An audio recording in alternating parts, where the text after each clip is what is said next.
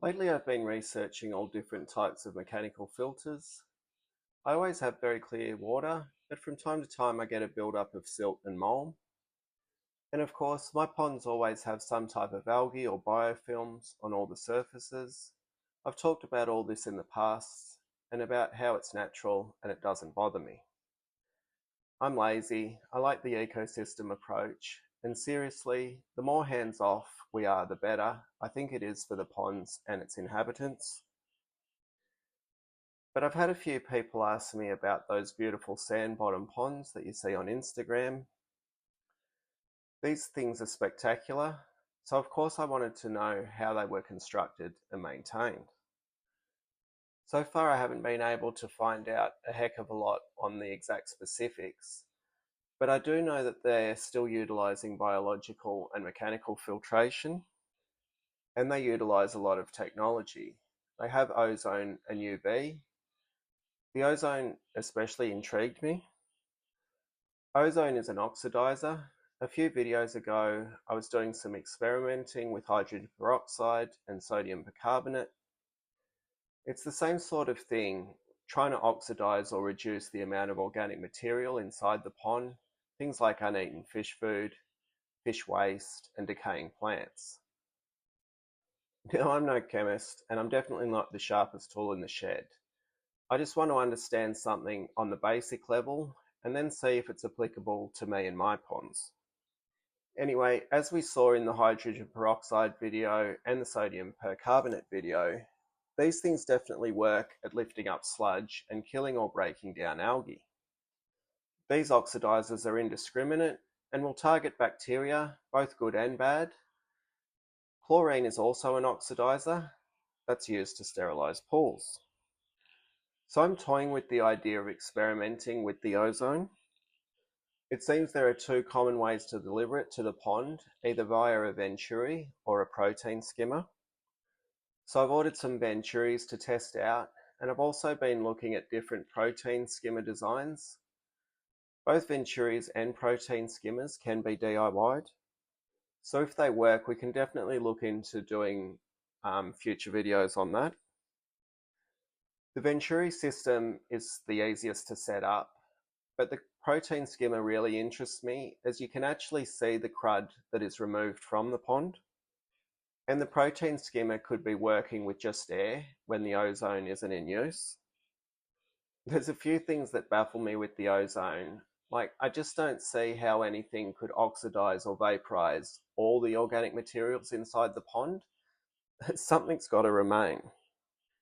I imagine that it isn't fully removed, but possibly broken down into such small particles that then the mechanical filter captures the sediments and you remove them from there.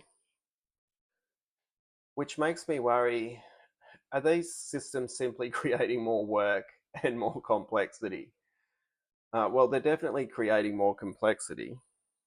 Oh, and I forgot to mention that with the ozone, you need to monitor the oxidation reduction potential of the pond.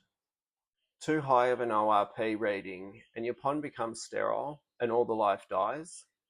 So these systems need monitors to cut off the ozone if the ORP gets too high. And then it's the actual maintenance of the mechanical filter. And I gotta say, I'm a shocker at maintenance. So a mechanical filter is only as good as how often you clean it. Once it's clogged full of crud, it can't capture any more. That stuff's just going to return to the pond, or even worse, clog a pipe and create a leak somewhere. And that's one of the reasons I keep everything super simple. I have a bog filter that I can neglect for months or even years, and a skimmer or an intake bay, which in my case, its primary job is just to stop anything too big making its way into the pump. I mean, I probably should net flush or at least check them more often than I do, but I don't. I mean, at the moment, my mechanical filtration is very simple. When I notice that there's a bit too much mold, muck, silt, detritus, whatever you want to call it, I just use my cheap pond skimming net and remove it. I find this quite therapeutic and I can do it whenever I want. It won't harm the pond if I don't do it for months, and it won't harm it if I do it every day. It's simple, low tech, and you physically see the organic material that you're removing from the pond. I do believe that keeping a pond low-tech and simple provides numerous benefits. Number one is the complete ecosystem. I'm not reliant on any one piece of the puzzle to keep the pond clean, clear, and healthy. The plants, algae, and bacteria are all part of the filtration. If the pumps were to shut off, the pond is robust enough to be able to cope and look after itself.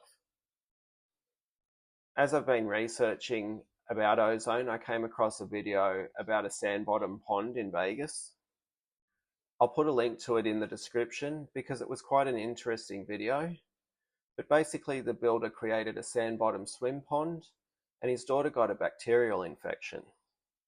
As you can imagine, this was terrifying, and he came home and shut down the system.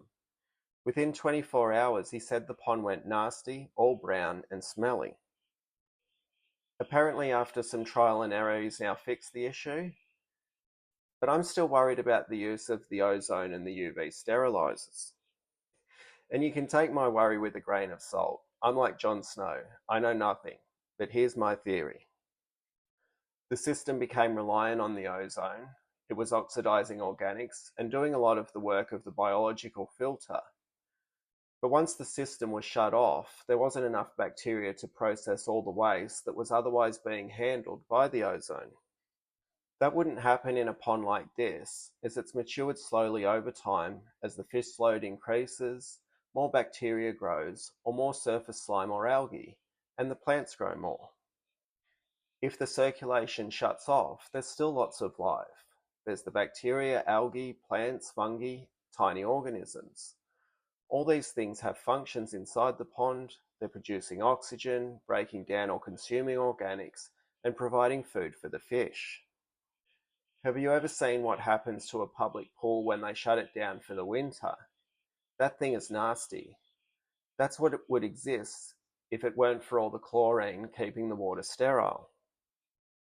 But it doesn't have to be like that. We could embrace a certain level of algae and muck and still have clear water that I think's perfectly healthy. It's also really easy. We're just allowing the natural processes to occur, and it also gives you an indication when something is wrong. If you get a massive algae bloom, you think, what caused that? And you need to investigate. Or gee, the pond smells bad, I'm not going for a swim. But if it's in that semi-sterilized environment, what are the indicators that something's wrong? So it does make me wonder, why would I go to the effort to create a system that is more complex, takes more work, and is it really all that much better? Obviously, their ponds look much nicer than my pond, and they are creating that in a very hot climate, and they have that sand bottom, and I'm in a nice, cool, temperate part of the world, and I don't have a sand bottom. But I am very happy with all my ponds. They aren't going to win any awards, but they're cheap to build and run, and they're easy to maintain. And if it ain't broke, don't fix it. So that's where my thinking is at the moment. My ponds have no UV, no ozone, just a bog filter, super simple. I still think adding as much oxygen as possible is always a good thing, so I'm quite excited to try all these Venturias that I've ordered. I think even the protein skimmer running on a Venturi or aerator deserves some more experimentation. I will still run a test with the ozone on one pond, but I'm pretty sure it won't be something I'm willing to continue long term, just like with the hydrogen peroxide and the sodium percarbonate. But who knows, it might be incredible and I might become its champion, but I doubt it. In the meantime, I'll stick with my trusty net and bog filter. Thanks for watching. If you made it this far, give that thumbs up button a tickle. See ya.